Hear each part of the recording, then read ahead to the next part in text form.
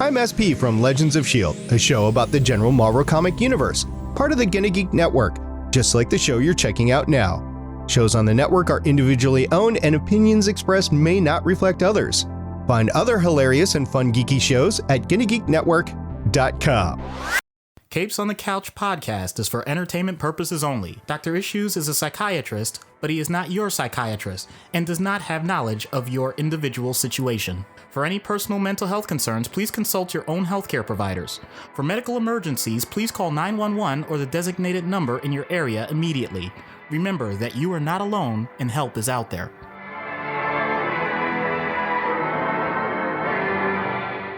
Hello and welcome to Capes on the Couch, where comics get counseling. I'm Anthony Sitko. And I'm Dr. Issues. This is issue 160. I always like the even numbered ones, every 10. It's just special. I'm amazed we're still doing this, frankly, 4.5 years in, almost 5 at this point. But we are covering Mystique as requested by our president level patron, Ruby. You can become a patron like Ruby and go to patreon.com/capesonthecouch and subscribe, unlock additional content, early access, uncensored material, a whole bunch of stuff. And we've got some good stuff planned for you patrons, as I said, coming up over the next couple of months. Mystique, who is one of the more well-known X-Men villains, characters, I would say, mostly villain, at best anti-hero, way more villainous than ever portrayed by Jennifer Lawrence. I'll say that. I think the Rebecca Romijn Mystique was much more in tune with the comic book version of the character than Jennifer Lawrence. I think they got Jennifer for First Class, and then her career took off and they said, well, we just have to keep milking this for as long as we can. As you do. As you do. I don't blame Foxx for that decision at all.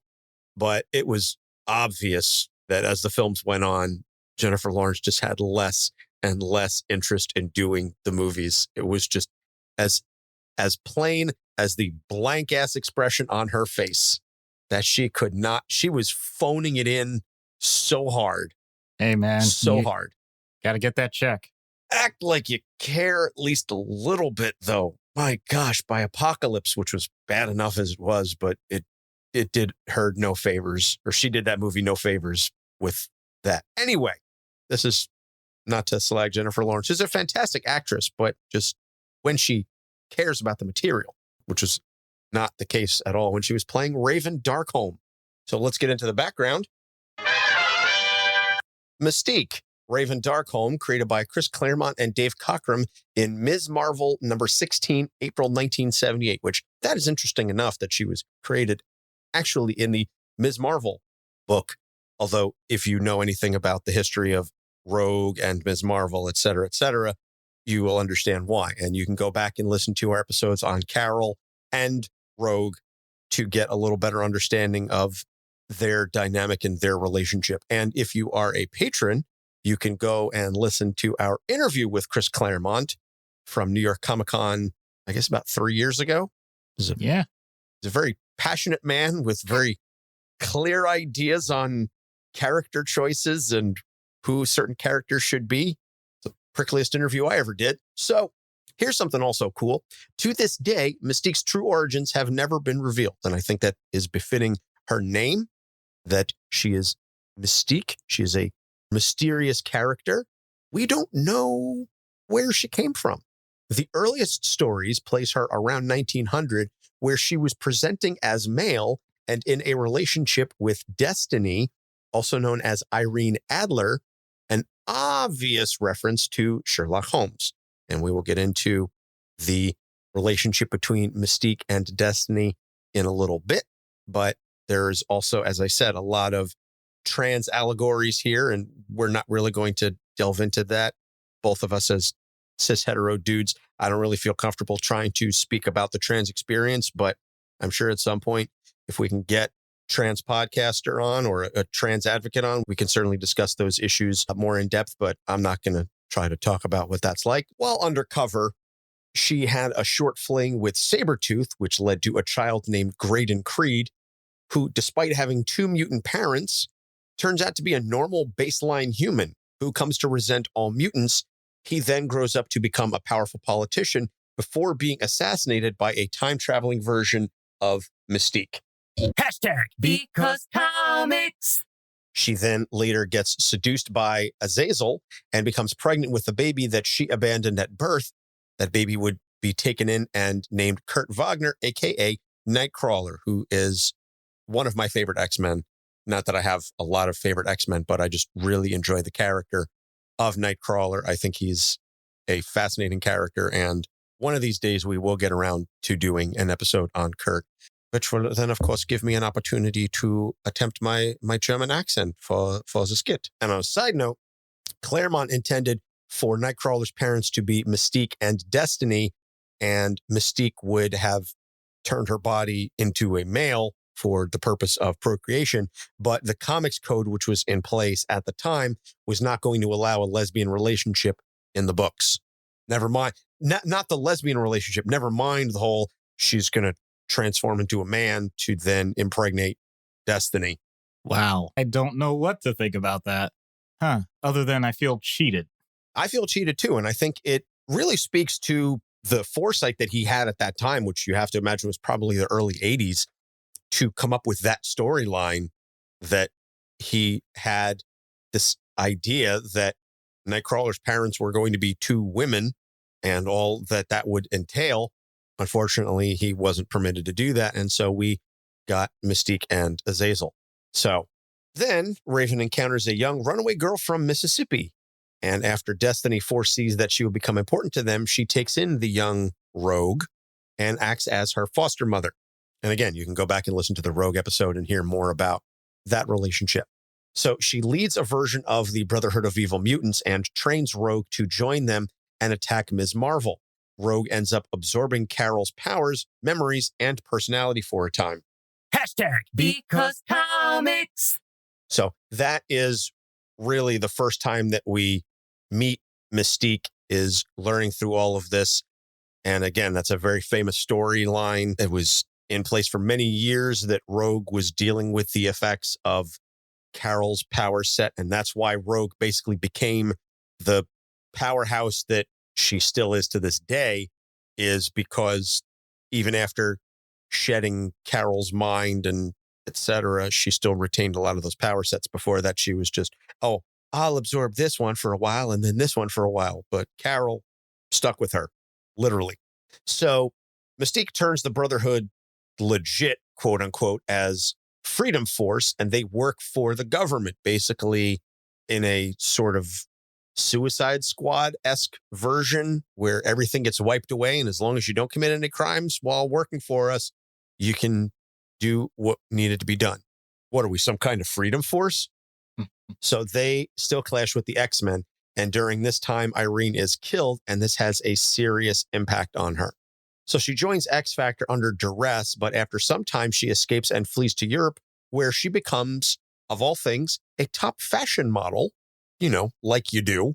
Well, it makes sense. That's fair. It makes sense. But So then she joins the X-Men under the name Foxx as a shapeshifter, and she attempts to seduce Gambit so that she can break up Gambit and Rogue and set up Rogue with another mutant. The ploy fails, but she does end up joining the team on a probationary basis. But Kurt says he needs some time to process this, and she gives him that space. We do talk about that in the Gambit episode. We touch on that a little bit as well. She then ends up working with Gambit and the Marauders to betray Mister Sinister in the fallout of M-Day. Logan is sent to kill her, and he does severely wound her, but he doesn't finish the job for a variety of reasons. She is later actually killed by Logan, though, after she had been posing as Professor X for Norman Osborn's Dark X-Men. And you can learn more about that if you read the Dark Reign storyline, where Norman basically was in charge of a whole bunch of different teams and saying, this team is going to be my Avengers and this is the X-Men, and I'm going to have everybody pose as a whole bunch of other different characters. Yeah, it's almost as if Norman Osborn has some things that need to be worked out, which you can find out in a Norman Osborn episode. Yes. Although that was an early one, and I think we've probably could do another deep dive on Norman and still barely scratch the surface on him. So she was revived by the Hand and posed as Dazzler, who was a mutant liaison for S.H.I.E.L.D. and Madripoor, and this gave her the opportunity to just set up shop and do what it is that needed to be done. kind of like Sharon Carter in Falcon and Winter Soldier, but I digress. So she did have a really sweet, tender moment with Rogue before her wedding to Gambit, where she shows up and everybody is on edge because they were like, oh, snap, Mystique is here. It's about to go down. What is going to happen? And Mystique is like, no, I'm actually happy for you. I'm just here as your mom. I'm not even really going to stay if you don't want me to. I just want to let you know that despite all of our differences, I'm happy for you. And if he makes you happy, then I wish you the best. And Rogue is like, wow, that's actually incredibly sweet and kind of out of character for you, but I appreciate the sentiment. And as present, she serves on the Quiet Council of Krakoa as a representative of the Winter Delegation. And those are the characters that are, shall we say, more ethically ambiguous. I'm just trying to be polite when I say that. And again, I haven't read, Powers of 10 and House of X. So I'm not up on every single thing going on in the X-Men. I'm pulling more from the historical X books that I've read. So I'm sure that there's quite a bit recent stuff involving Mystique that I'm missing. But again, this isn't the show to talk about what's going on with these characters in the comics. We're here to talk about what's going on in their brains. So let us now talk about the issues. And the theme here for Mystique is piercing the veil, which Doc and I came up with. And Doc said, well, it's a legal term of art, which I can absolutely appreciate. But the first issue, and some of these were presented to us by Ruby, who, as I said, picked the episode. And so this first one is that she can't really be herself because of the hatred towards mutants. And this, we're going to touch on some of the outward stuff as well in the third issue. But this whole notion of mutants are hated, so she can't really walk around with the blue skin. So she always has to be somebody else. And I'm sure Doc is going to get into that both in universe and out of universe. That is a heavy, heavy burden to bear.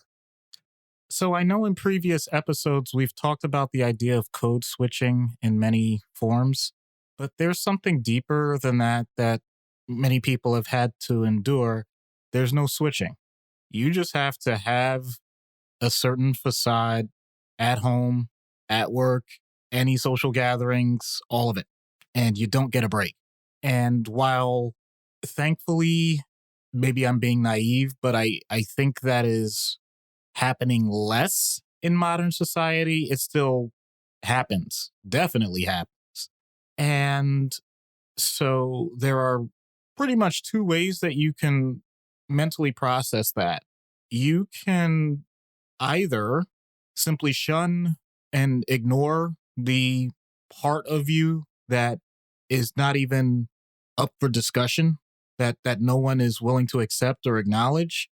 And I apologize for the melodrama of what I'm about to say, but you just let that part wither and die. Or you can find some way to compartmentalize it and find a way to maintain the emotional resilience and mental capacity to appreciate the idea that as the world changes or as your situation changes, because it's unlikely the whole world will change, that someday you'll be able to get the opportunity for that part of you that is hidden to be able to be granted appropriate expression.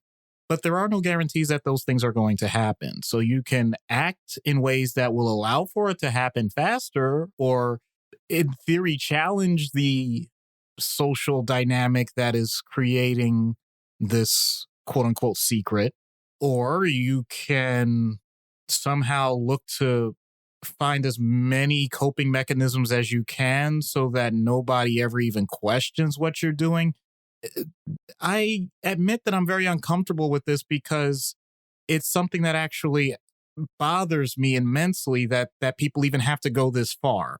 And I can't imagine the amount of dissociation that you would have to accomplish to stay calm while doing it, or the level of intense concentration that you have to maintain so that whatever emotional impulse or reactions that you would have if people bring up the topic in a way that is simply reinforcing either stereotypes or bigotry or hatred of something that is a part of you, and you know that you can't, or will not look to endure the consequences of acting out or really standing up for yourself. It's fascinating because I wish I were just talking in fantasy. I wish I were talking in metaphors, but there are moments in history, and you can read them and look them up for yourself. I recall a jazz musician that, and I'm just going to say it because it's just the way it happened. The woman taped her breasts so that she would appear flat-chested and therefore be able to get gigs. And up to her dying day, even her partner didn't know, because there were some excuses of medical conditions and things where, they couldn't actually have much physical contact. In other words, avoiding anything where she would be seen naked. And so never knew, because it was actually a lesbian relationship and her partner didn't know. Thought that all this time it was a man that was just purely trying to be celibate or whatever. And the idea that you take that to your grave, I mean, that's the most outrageous example I can think of, but whatever it is, it doesn't have to be gender. It doesn't have to be sexuality. It could be any part of you that you feel is just so aberrant to the rest of the world that it has this quality to it. I shudder at the idea that anyone would have to hold on to something like that. You shouldn't have to. And it is a real shame this day and age, 2022, hell, at this point, almost 2023, that there are still people who make things difficult for people who want to live as their authentic selves. It costs you nothing to be a good person. It costs you nothing to treat people with a baseline of decency and respect. And I would argue, frankly, in favor of being, this is going to sound, but you'll understand where I'm coming from, being self-centered and egotistical to the point of caring about yourself and not giving a damn what other people are doing, because it doesn't affect you. What someone else does in the privacy of their own home, if they're not harming another person, doesn't bother me one bit. Doesn't change my life for good or bad. And again, maybe I'm selfish for thinking that, but I don't have the energy. I don't have the mental bandwidth. I don't have the desire to care about what everybody else in the world is doing. So I may reach the same conclusion as a lot of people, but again, my perspective is, does it impact me? No. Do whatever you want. As long as you're not hurting yourself or anybody else, have fun. You do you, boo-boo.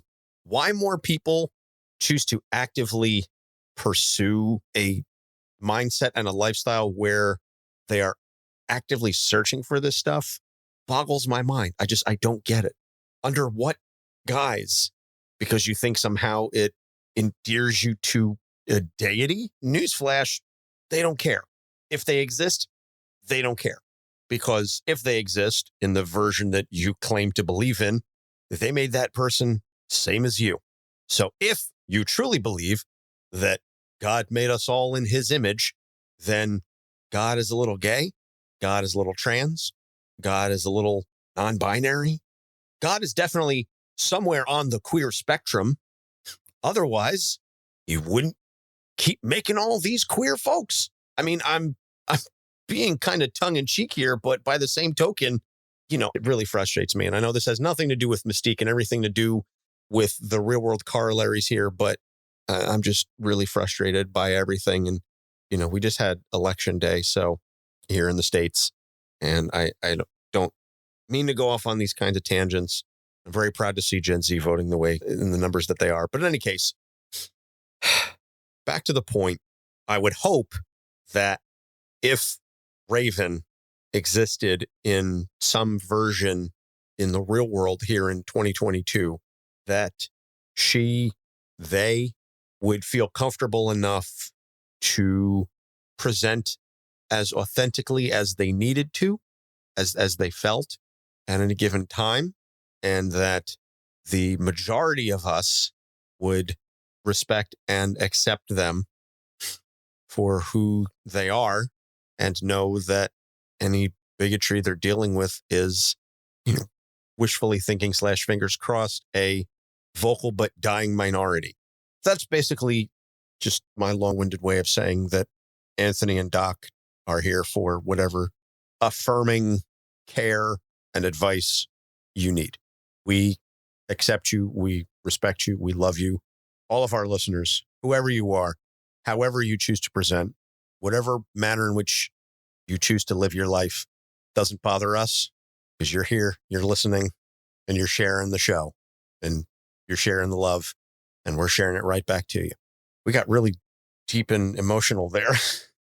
And I didn't intend it to start out that way, but I feel like points 2 and 3 aren't going to be nearly as impactful, but this is the way the show rolls sometimes, people.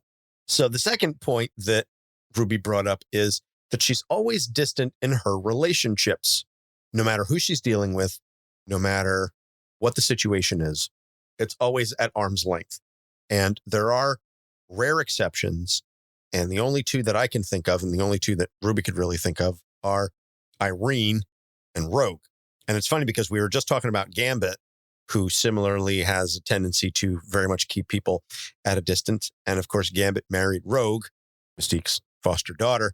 So it's very much kind of like a family thing almost. It's fascinating that you mention that. And I was thinking about this ahead of time when, for obvious reasons, as we just said with the first issue, you know that you have to keep things close to the vest. You start to develop a detector, like just this intellectual ability to sense whether or not you should divulge parts of yourself to other people. Now, how good that detector is, there's no guarantee. I mean, some people seem to just know instantly. Some people feel like they should never reveal anything unless another person has revealed something of themselves. So it's a trade, basically. Other people will do phishing. And I do mean that. Like they literally will give like a little teaser of something that they think is relevant about themselves. And if the other person genuinely sounds interested, that opens the door for further conversation. And then there are the lockboxes, the people that simply say, I'm good, I'm set. You do not have to have any meaningful interaction with me in your lifetime, and I will be satisfied, and you will be satisfied. And if you come close to trying to develop that with me, not only am I going to ignore you, I'm actually going to antagonize you so that you get away from me. So thinking along that spectrum, Mystique has an added thing, and I know it relates to her mutant ability, but truly, the idea that she's a chameleon, the idea that she can blend in with so many different groups of people, it allows for incredible power. It allows for control that she otherwise wouldn't have. Because think about it. When you are a person that doesn't necessarily want to interact with other people all the time, then you can be seen as paranoid. You can be seen as aloof, narcissistic, other things that get perpetuated towards you that may not otherwise, because people are simply filling in a blank space. They don't know what to make of it. But Mystique doesn't do that. Mystique always presents something that's intriguing, something that's interesting, something that is of value to the people that she is directly involved with. And therefore, even if she has this barrier around her, she makes sure that it looks exactly how she wants. When you get to control the narrative like that, you really get to be an excellent gatekeeper, which also means that the intensity, once people are let in that gate, once you do that, that's an intensity that some people don't realize even exists. People think that they know what close relationships are until they get to someone that only has a few of them. And by the way, I am really making sure I make it clear that I'm trying not to talk about myself right now because I've been accused of this before, and not to divulge too much. Wow, I'm doing a horrible job. The point is, it's nice to know that if you have the ability to look at things from an intellectual lens, socialize when necessary, regardless of, I'm not even talking about introversion or extroversion. That's not the point of this. To be able to control social situations so that you get what you want out of it. As Anthony alluded to with the previous issue, to be a little selfish, to know that the relationships that you want in life are purely yours for the taking, that can be incredibly empowering. The one problem with that is if you don't recognize that sometimes there are things outside of your locus of control that can still have a positive benefit.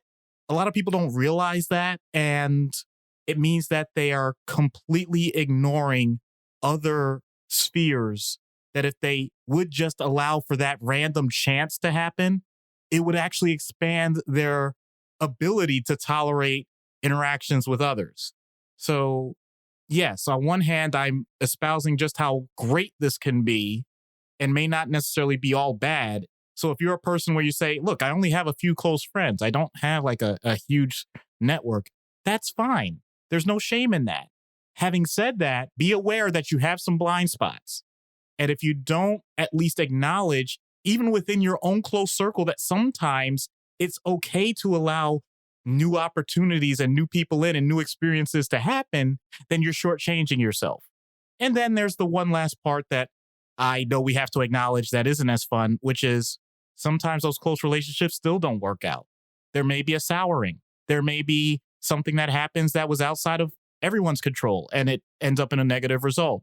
As much as I said, you don't know the experience of dealing with someone like that and the joy and all the other positive emotions that you get from it, you haven't seen a person like that with their pain.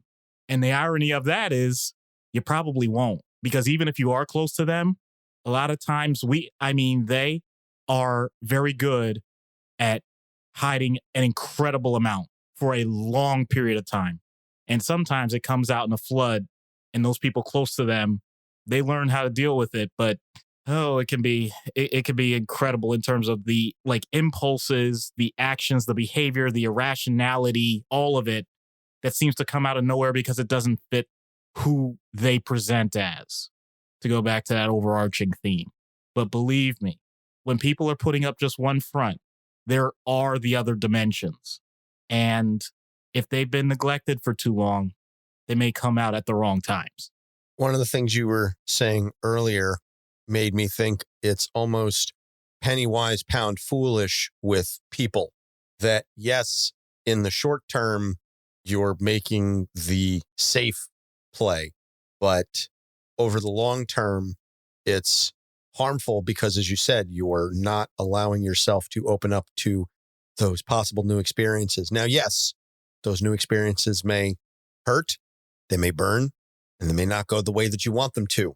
But I'm of the mindset that you can't just live your life shut off like that and closed off for your whole life and still live, I don't want to say a good life because I think that's unnecessarily reductive, but not one that is not as, shall we say, full of experiences as it could otherwise be. Because again, there has to be some risk for that reward. Without the risk, there can be no reward. And so in order to get that fulfillment, in order to get that feeling of, wow, I'm really glad that I trusted and put myself out there to get this kind of experience, you have to take that first step. You have to open up a little bit. It doesn't have to be opening up the whole thing.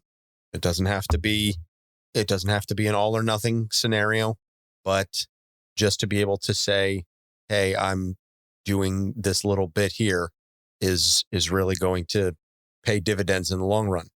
Think of it as an investment in yourself. Not every investment has to be, I'm going to throw, $44 billion at something and hope it pans out. Sometimes you can just, because if you're throwing $44 billion at something with no idea of what it is that you're doing, then you look like a jackass. And I don't even have to pay $8 a month to tell you that.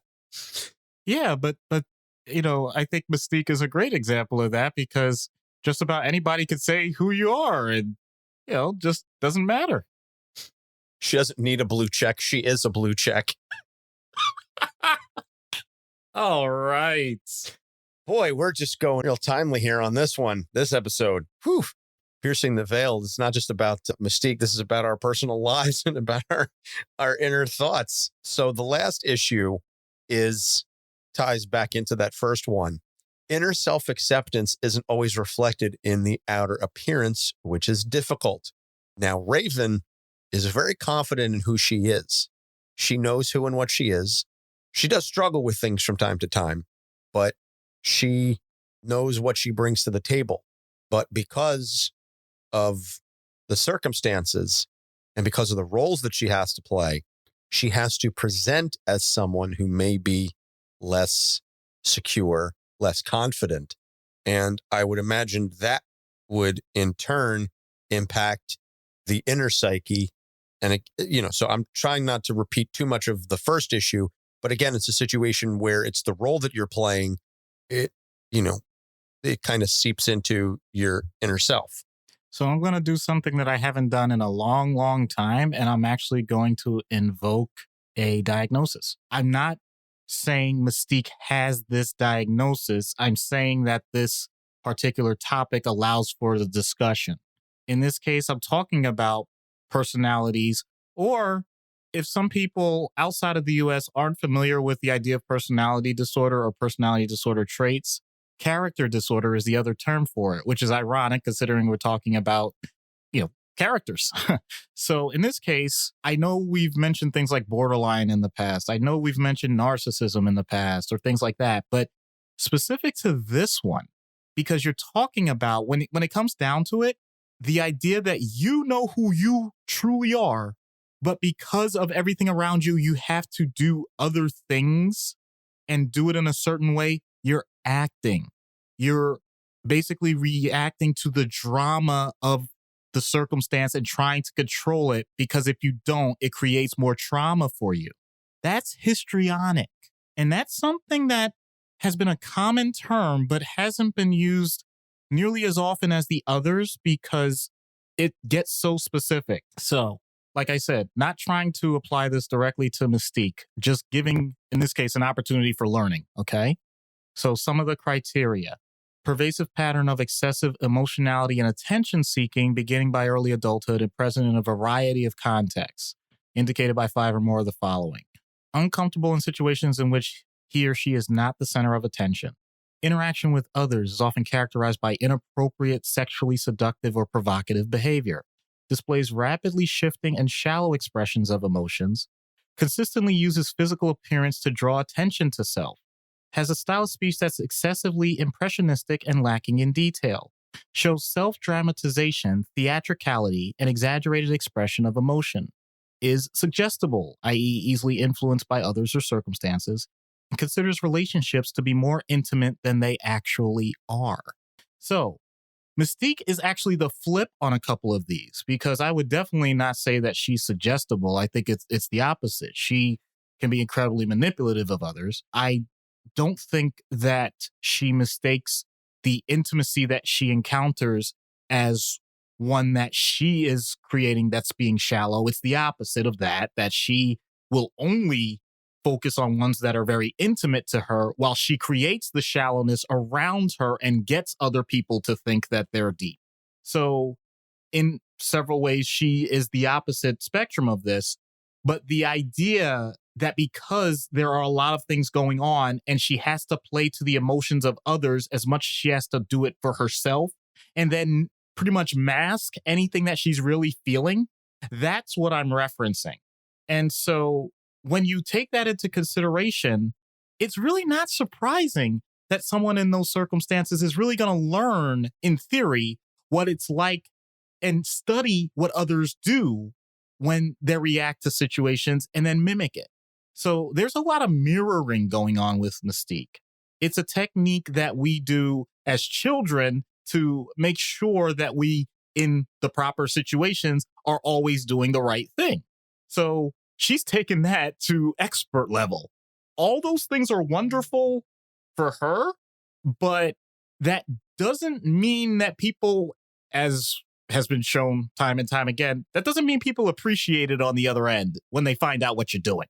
So you now have to deal with the backlash. If you've been trying to hold this up for however long it works. And that's the other thing I want to point out. With Mystique, I know because she does the physical part and the voice change and all the other things that go along with it biologically, so it's a lot harder to figure out.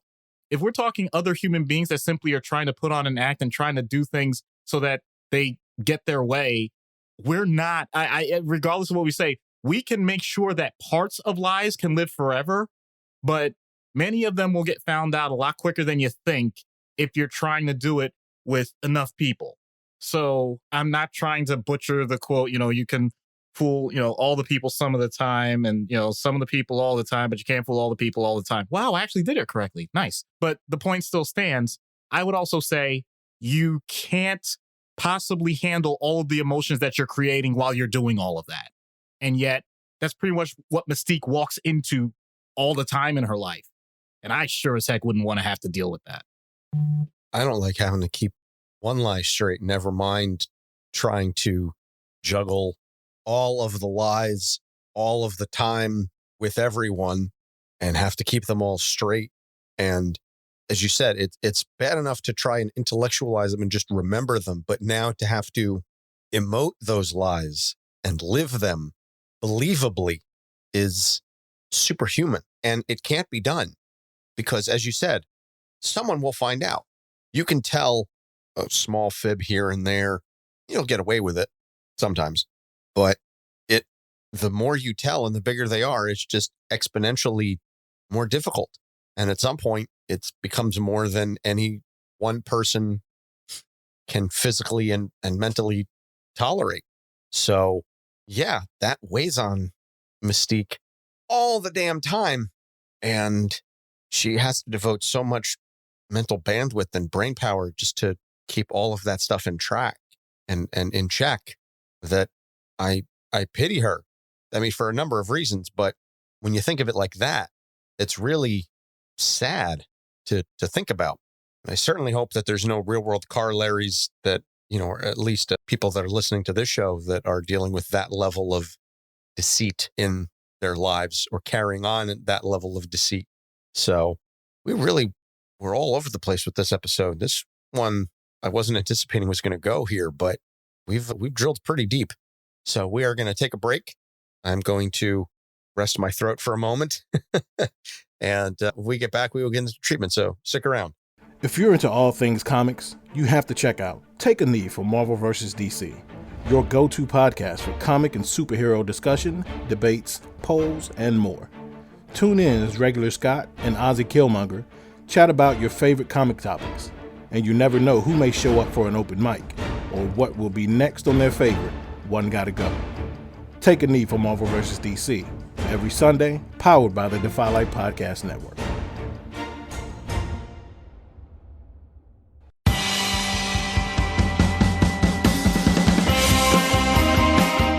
Hi, I'm one of the High Priests of Khonshu Ray, and I have the sacred privilege of providing you, the loony listener, with a podcast honouring Marvel's very own Moon Knight. So join me and a host of others at Into the Night, a Moon Knight podcast. Follow us on Facebook, Twitter and Instagram, or support the show by becoming a Patreon member. Into the Night, a Moon Knight podcast. It's time to get your Khonshu on. Hello, I'm Chris Claremont. You're listening to Capes on the Couch. And we're back. So treatment.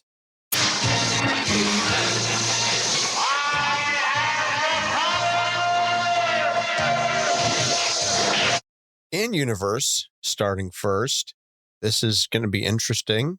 And you gave me a little bit of a hint before we started rolling. And I'm curious to see where you're going to go with this. So I know most people right now are thinking, all right, so Doc is going to have her take the form of the people she cares about and then try and talk about them and whatnot. I'm going to be way more abstract because I think a big part of Mystique is that she learns the intricacies of so many people that she can do that almost instinctually at this point. So in a weird way, that's a little boring. That's a little dull. I don't think that would intellectually stimulate her. So rather than focusing on individual people, I'm going to extract it out into thoughts and emotions. So, for example, I would ask her, could you please shift yourself into love? Can you shift yourself into excitement? Can you shift yourself into anger, hatred, interest, sadness, depression, even? Whatever comes to mind. And the reason why is because that's the unknown. Well, let me take a step back. It's not unknown, it's unconscious. But shifting towards it means that it becomes conscious. And most importantly, I want this done without a mirror, without her being able to check her work. And then I'll show it to her after the fact. Because I don't expect some sort of abstract thing that is formless or shapeless. I expect it to be maybe elements of different people in her life, maybe even different emotions that those people have experienced and therefore have certain facial expressions or other bodily features that are relevant. And we simply discuss each one that she's done and see how she actually processes that. Because having someone that's outside of that actual circle of experience would allow her to have someone's view that is not a threat to her. And I think that would allow for significant emotional growth. Wow. That's a really interesting concept. My only comment would be about the not having a mirror to check her work. I think at this point she's been doing it for over 100 years, that she would be able to come up with something. I don't want to say quickly or confidently, but that she would understand what you were going for and not be as maybe hesitant or second guess herself as much as maybe you think she would, only because, as I said, she's so good at what she does that if you throw something like that at her, it may take a second, but she'll pull it off. And then she'll respect you for trying to throw her a curveball, but she'll get what you're going for. Until I point out one thing that doesn't match. And I may even do it for the sake of the antagonism. Because when a person thinks they've done something absolutely perfectly and someone even questions something that is a flaw, they usually reveal much more than what they were trying to present in the first place. All right. That's fair. I can respect that, and I understand where you're coming from. So out of universe then, well, it's difficult to come up with an exact corollary here other than someone leading perhaps multiple lives, someone who has a lot of secrets. I don't want to use this as an opportunity to say, oh, well, this would be a person who's non-binary or not cis, I got this. I got this, cisgender, etc. I'm not saying, dude, don't worry. I got this. Okay. Okay. And right, I swear to you, it just came to mind. I'm talking milliseconds before you just opened your mouth. Once again, I have to give a disclaimer. I know we do it at the start of every episode, but to make it clear, I am not saying that this person is who I'm treating. I am not saying that this is the particular case that I would be focusing on. But if you're wondering what might be an example of the type of complexity that we're talking about, y'all need to watch something on HBO Max. Y'all need to watch Jared Carmichael, Nathaniel. If you have not seen that, the way that he talks about secrets, the way that he talks about his own family and his own life, the things that he had gone through, the things that he hadn't said up until that special, it's a funny as hell special, but it has its parts where, especially near the end, where it's just him sitting there in front of an audience and you could see he's trying to process things in real time. That's an example of what happens when there are things that you just don't even know what the heck you're supposed to do with it all. For those of you, if you've seen that special, if you have any idea what I'm talking about, has to do with sexuality, has to do with race, has to do with religious backgrounds, expectations with careers, all sorts of different things, affairs, having, different children with different people, all just the full spectrum, all of it. For anybody that just feels like the world is too much and you've been holding in a lot, from the therapist standpoint, all you have to do is just take one step at a time. Don't expect to have all of this resolved over the course of a session, or that you talk to a professional and they're even going to understand all of it. They may not.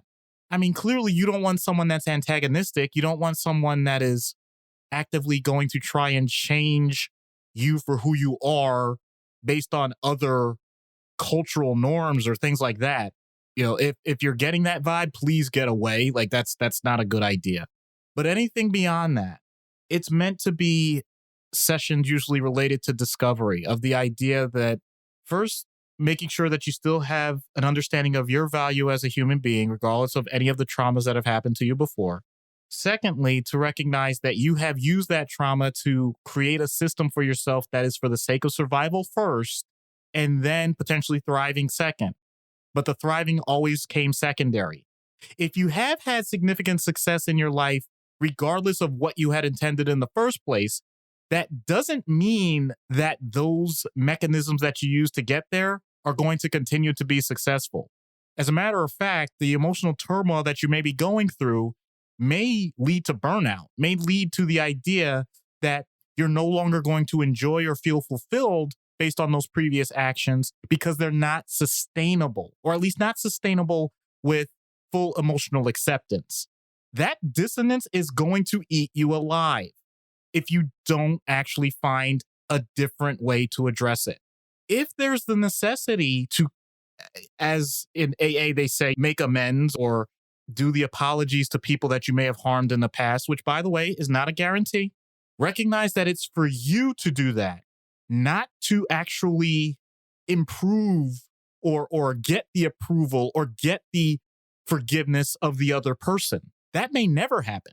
But the idea that you are creating a different mindset for yourself, that you're willing to accept the mistakes that you've made or the harm that you intentionally or unintentionally have caused and move forward with that, those are all wonderful things. And it might be a good idea to have someone process that with you rather than just going, really hardcore on it, switching everything that you've ever done in your life to try and make it better or whatever. Because a lot of people do those types of dramatic things and it doesn't always go well.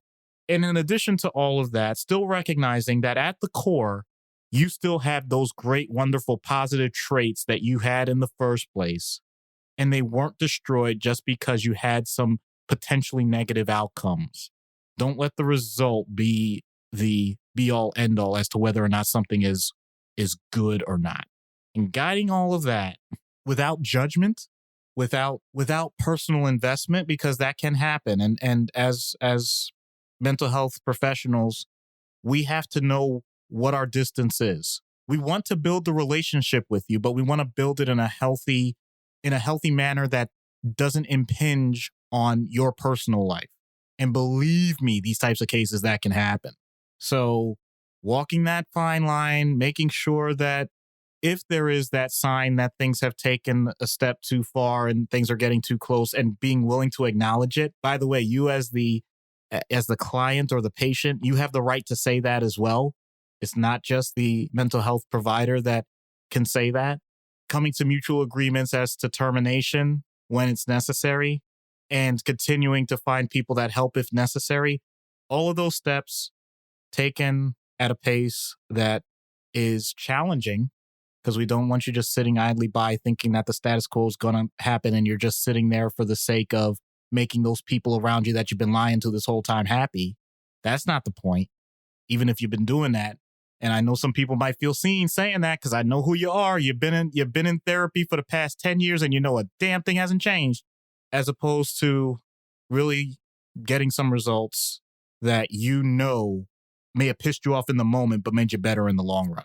This doesn't happen often, but I have nothing further to add because you said it so eloquently and wonderfully that I'm not even going to attempt to further explain. So thank you for that fantastic explanation.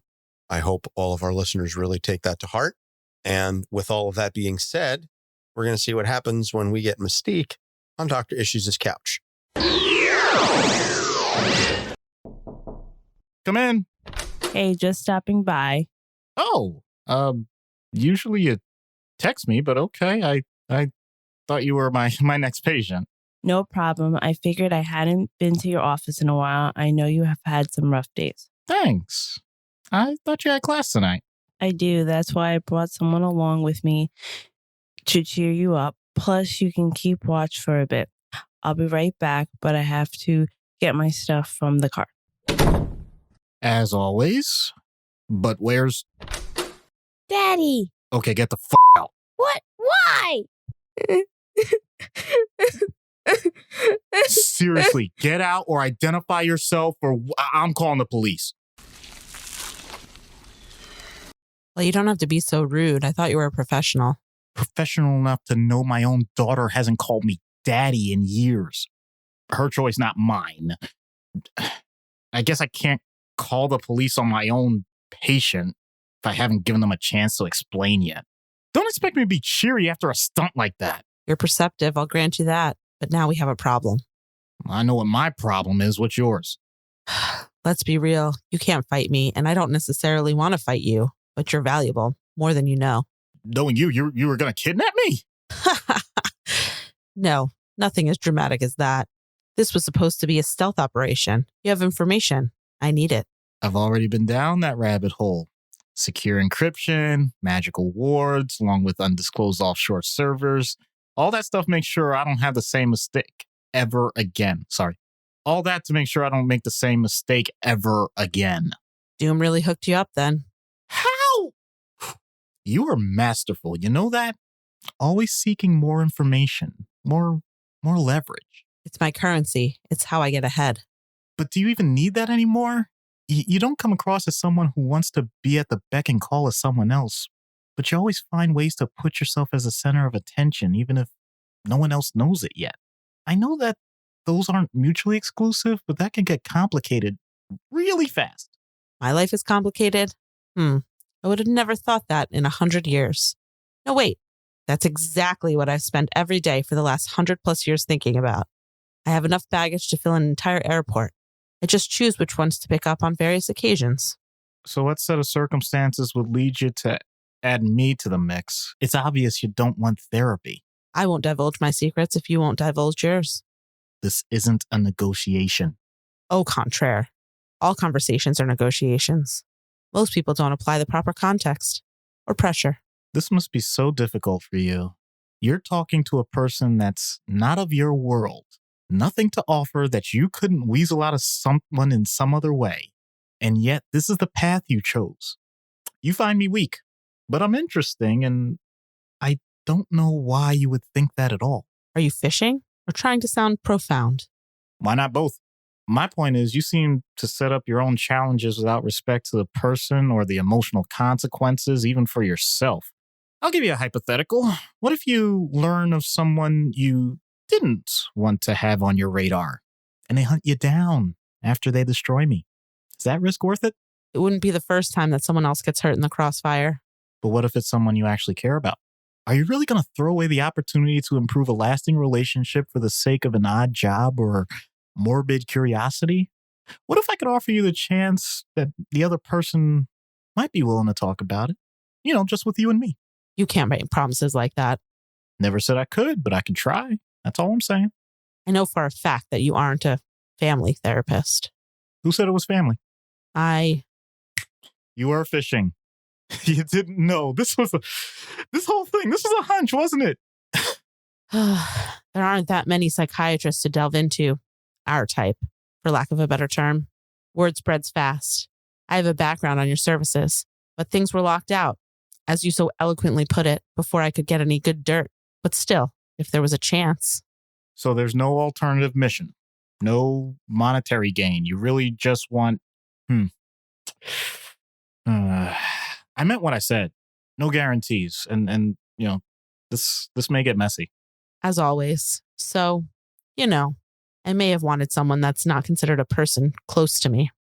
If I disclose it, would you be able to set up someone like that too?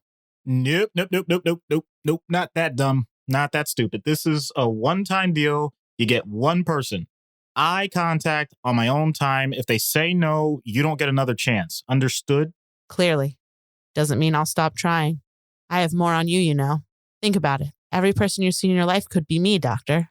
Anyone. And every person you meet is an opportunity for you to stop looking at them as a puppet to mimic and engage them for who they really are. I guess we'll both have doubts. You are learning to negotiate better. Keep at it. And I might consider this therapeutic.